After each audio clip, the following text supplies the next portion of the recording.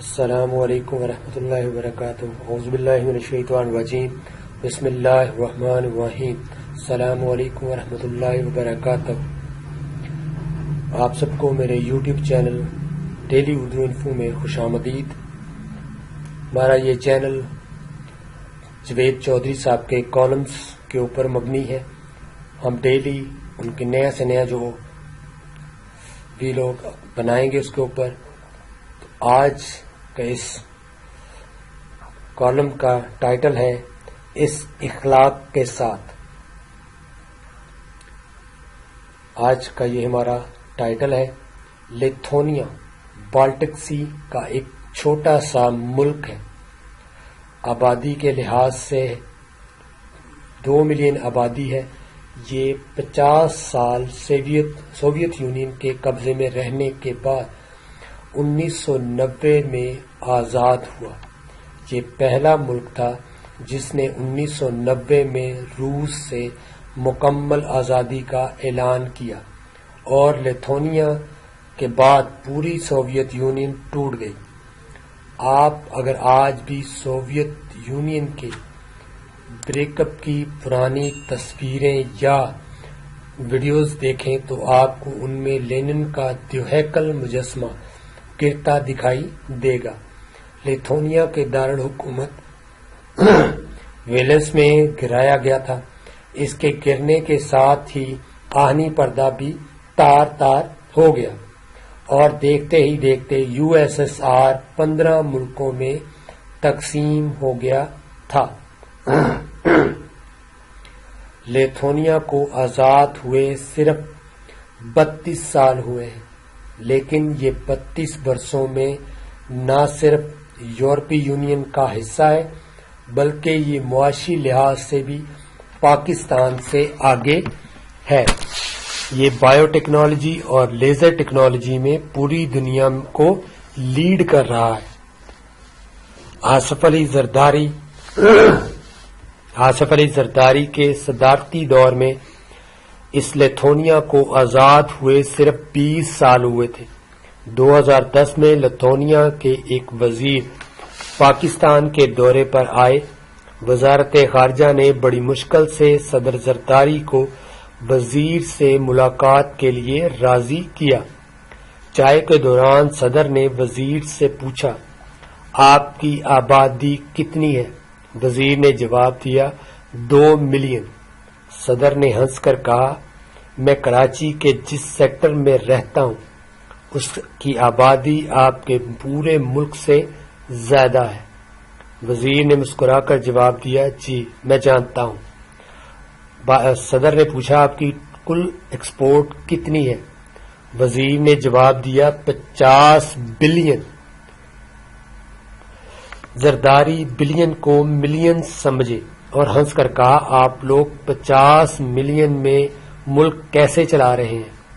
وزیر نے عاجزی سے جواب دیا، سر میں نے 50 ملین نہیں کہا تھا، 50 بلین کہا تھا۔ صدر زرداری چونک کر اس کی طرف دیکھنے لگے۔ ہماری کل ایکسپورٹ اس وقت $20 بلین تھی اور آبادی اس سے کہیں زیادہ تھی، لہذا صدر کا چونکنا بنتا تھا۔ صدر نے اس سے پوچھا، آپ کیا کرتے ہیں؟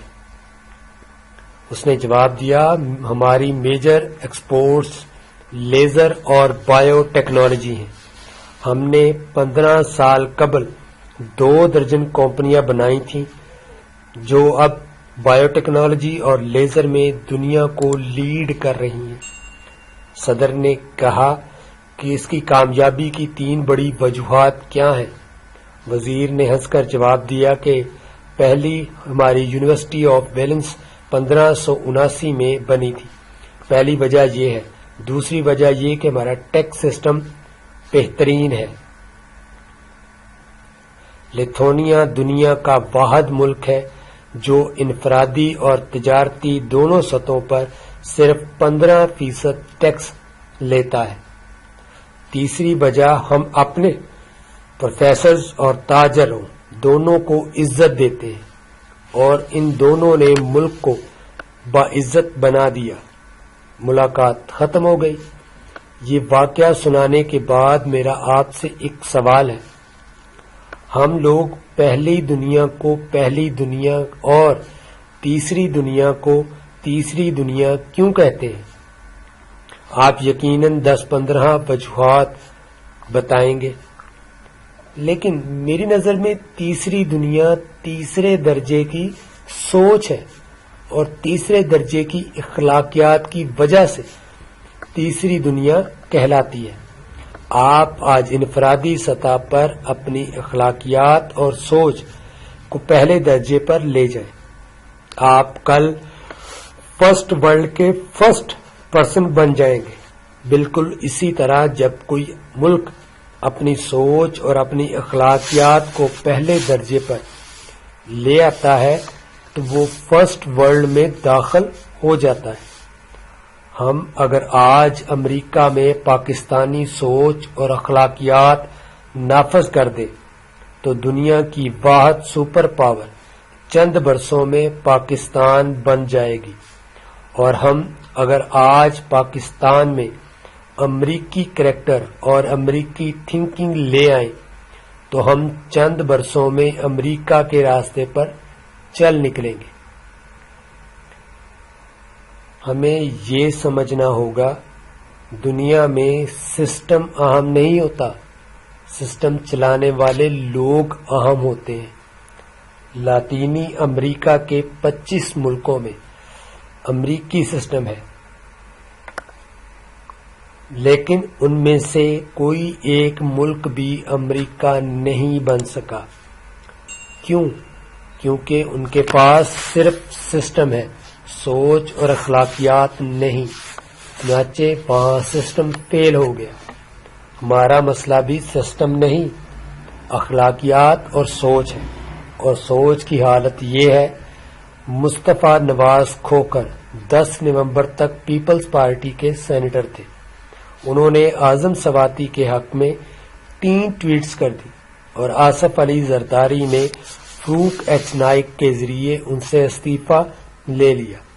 یہ ہے ہمارا اخلاقی معیار، یعنی ہم اپنے سینیٹر کو بھی اختلاف کا حق نہیں دیتے، ہمیں یہ بھی غلام چاہیے۔ میرے مصطفیٰ نواز کھوکھر کے والد حاجی نواز کھوکھر کے ساتھ پرانے تعلقات تھے۔ حاجی صاحب کا زیادہ وقت ملک ریاض کے ساتھ گزرتا تھا۔ میری ان کے ساتھ 90% ملاقاتیں ملک صاحب کے گھر پر ہوئی۔ وہ ایک شاندار اور جہاندیدہ انسان تھے، میں دل سے ان کی عزت کرتا تھا، لیکن مصطفیٰ نواز کھوکھر کریکٹر میں والد سے بھی کئی گنا آگے نکل گئے۔ پارٹی نے انہیں 2018 میں سندھ کی سیٹ سے سینیٹر بنایا۔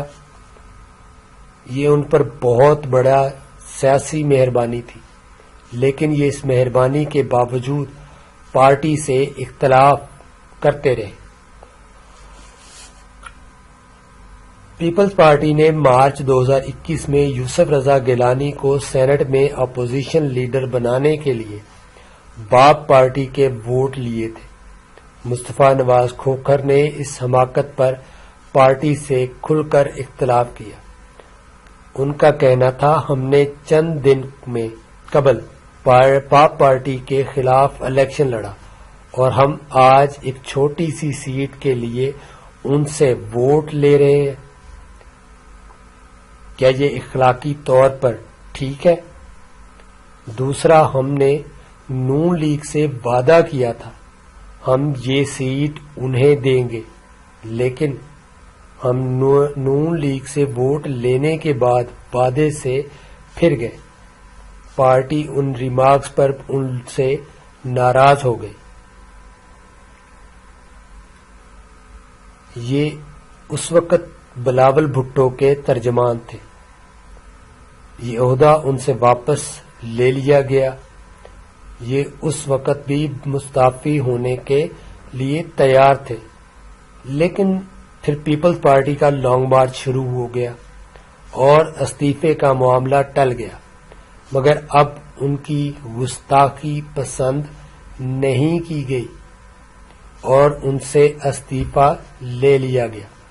یوں یہ پاکستان پیپلز پارٹی کی تاریخ کے پہلے سینیٹر بن گئے جن سے صرف 2 ٹویٹس کی وجہ سے استعفی لیا گیا۔ مجھے بھی سینیٹر نواز کھوکھر کے خیالات سے اختلاف ہو سکتا ہے، لیکن اس کا ہرگز یہ مطلب نہیں کہ میں ان کے حق اختلاف کو ہی سلب کر لوں۔ یہ رویہ تو خاندان غلامان کے دور میں بھی نہیں ہوتا تھا۔ اس زمانے میں بھی قطب الدین ایبک اپنے بادشاہ شہاب الدین غوری سے اختلاف کرتے تھے اور بادشاہ اس گستاخی کے باوجود اسے تخت سے محروم نہیں کرتا تھا، مگر آج 2 ٹویٹس کے بعد سینیٹر سے سینیٹرشپ واپس لے لی جاتی ہے۔ کیا یہ رویہ اور کیا یہ روایات سیاسی، جمہوری اور اخلاقی ہیں؟ کیا ہم اس سوچ اور اس اخلاقیات کے ساتھ یہ ملک چلا سکیں گے؟ میں تاریخ کا طالب علم ہوں اور میں پچھلے 15 برسوں کی تاریخ کو ملک کی اہم ترین تاریخ سمجھتا ہوں اور دعوے سے کہہ سکتا ہوں ان 15 برسوں نے ہماری ساری جمہوری غلط فہمیاں دور کر دی ہیں۔ ان برسوں نے ثابت کر دیا ملک میں صرف 2 حقیقتیں ہیں، اسٹیبلشمنٹ اور اقتدار، اور سیاستدان اقتدار کے لیے کسی بھی سطح پر جا سکتے ہیں۔ آپ دور نہ جائیں، آپ فروری 2022 کے اخبارات اور ٹیلی ویژن کے ویڈیو کلپس نکال کر دیکھ لیجئے، اور اس کے بعد اپریل کے کلپس اور اخبارات کا مطالعہ کر لیجئے۔ آپ کو ملک کا مستقبل سمجھ آ جائے گا۔ آپ کو آج کی حکومت 12 جماعتوں کے ساتھ عمران خان کی جگہ کھڑی نظر آئے گی، اور اپریل کے بعد عمران خان PDM کی چوک میں دکھائی دے گی، اور یہ سب لوگ مل کر صرف ایک کام کرتے نظر آئیں گے، اور وہ کام ہے مقتدر حلقوں کو رام کرنا۔ PDM کے ارکان 4 سال مقتدر حلقوں کو راضی کرتے رہے، اور یہ کام آج عمران خان کر رہے ہیں۔ آپ دل پر ہاتھ رکھ کر جواب دیجئے، اگر آج عمران خان کے لیے گیٹ نمبر کھل جاتا ہے تو یہ کل کیا کہیں گے، اور اس کے بعد PDM کا کیا رسپانس ہوگا؟ آپ دل پر دوسرا ہاتھ رکھ کر یہ جواب بھی دیجئے، کیا ہم اس اخلاقیات کے ساتھ آگے بڑھ سکتے ہیں؟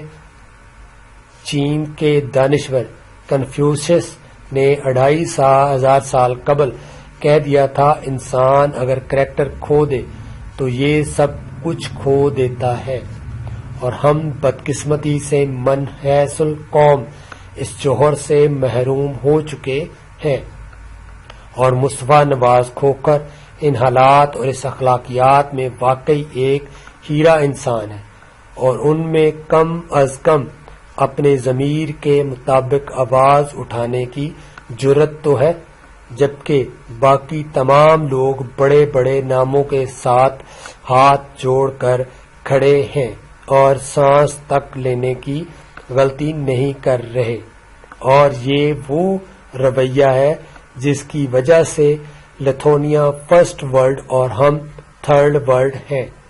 شکریہ، میری اس ویڈیو کو لائک کریں، شیئر کریں اور اس چینل کو لازمی سبسکرائب کریں۔ پھر ملیں گے انشاءاللہ نیکسٹ جوید چودھری کے کالم کے ساتھ۔ اللہ حافظ۔